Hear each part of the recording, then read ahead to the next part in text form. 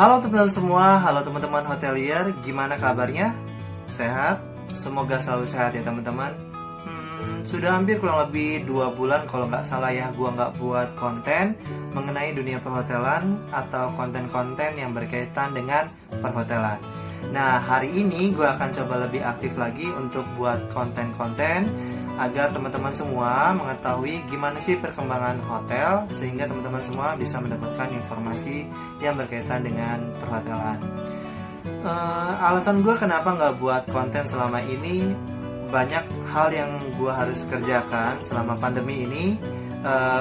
Teman-teman semua mungkin yang kerja di dunia perhotelan sudah tahu ya gimana strugglingnya kita semua untuk menghadapi COVID-19 ini. Untuk teman-teman semua yang belum bekerja atau tidak bekerja di dunia perhotelan, mungkin ada yang sudah tahu atau ada yang belum tahu.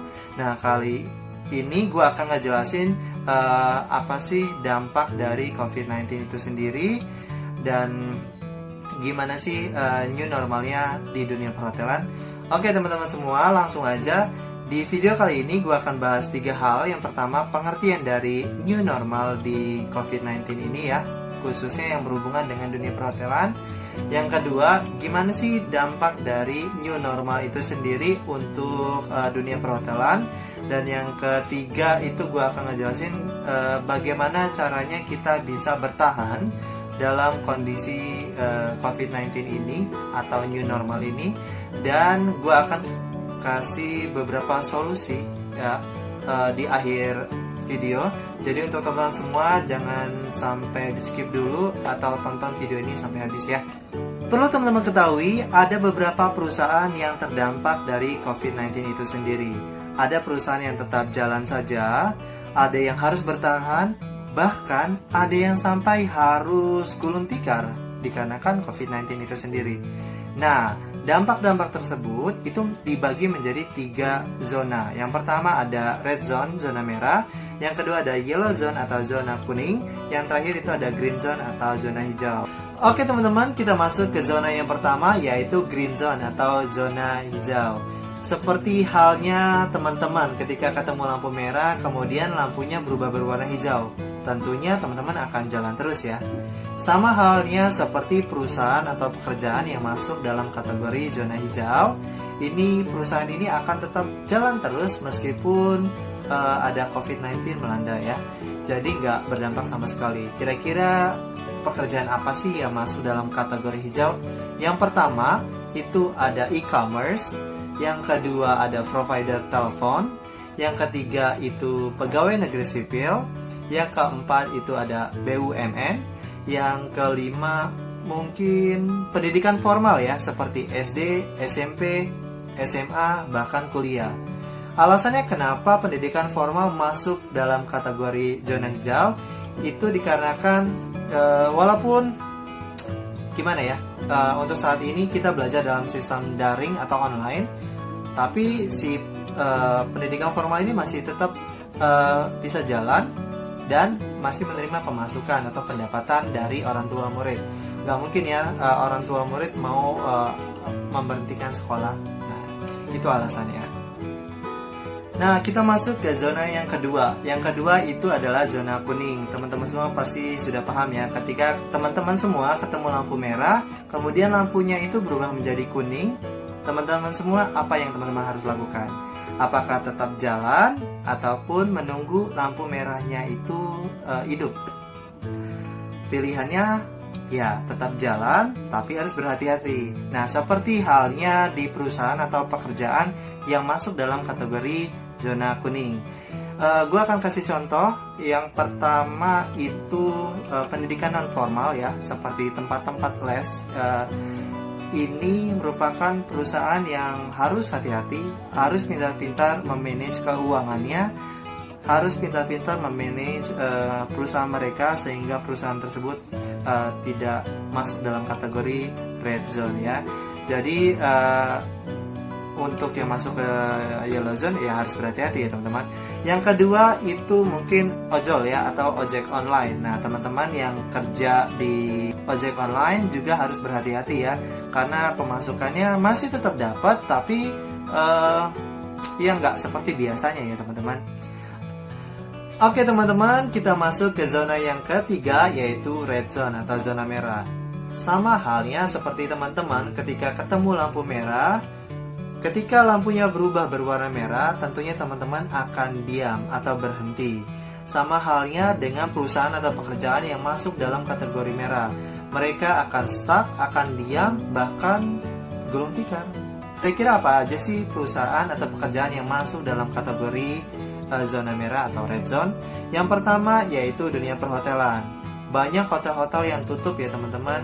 Ada yang dirumahkan, kemudian ada yang di PHK, banyak sekali. Kemudian airlines ya.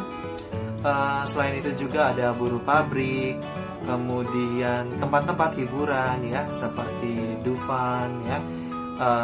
Itu semua masuk dalam kategori merah yang sebagian harus benar-benar gulung tikar teman-teman. Ada yang bertahan tetapi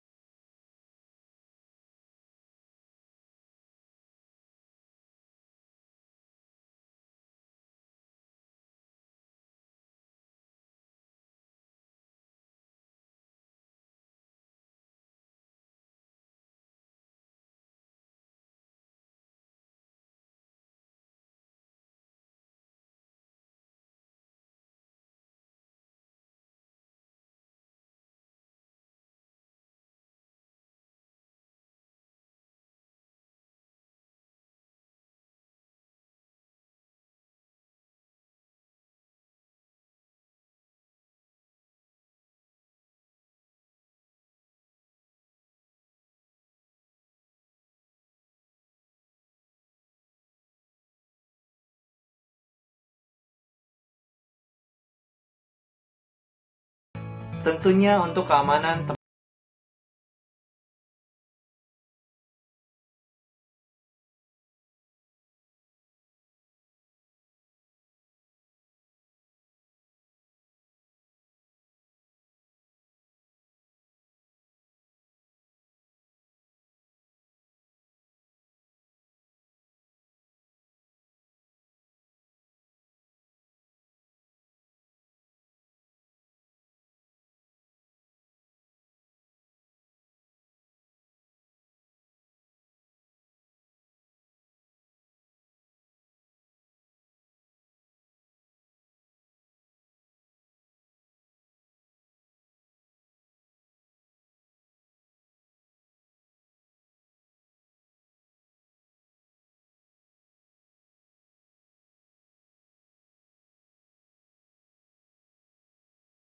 masuk ke bagian bagaimana kita dapat bertahan dalam situasi sulit seperti ini.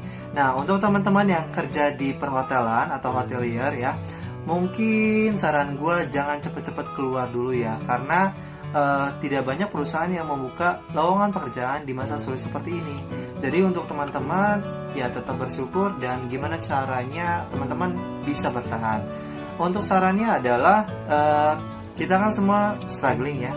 Banyak teman-teman semua yang mendapatkan unpaid leave ya, atau cuma kerja 5 hari kemudian libur, atau ada yang kerja seminggu kemudian seminggu libur dan sebagainya. Nah, untuk solusinya atau saran gue adalah manfaatkan waktu libur kalian atau unpaid kalian itu jangan dibuang dengan sia-sia ya. Manfaatkan waktu tersebut untuk melakukan hal-hal positif, hal-hal yang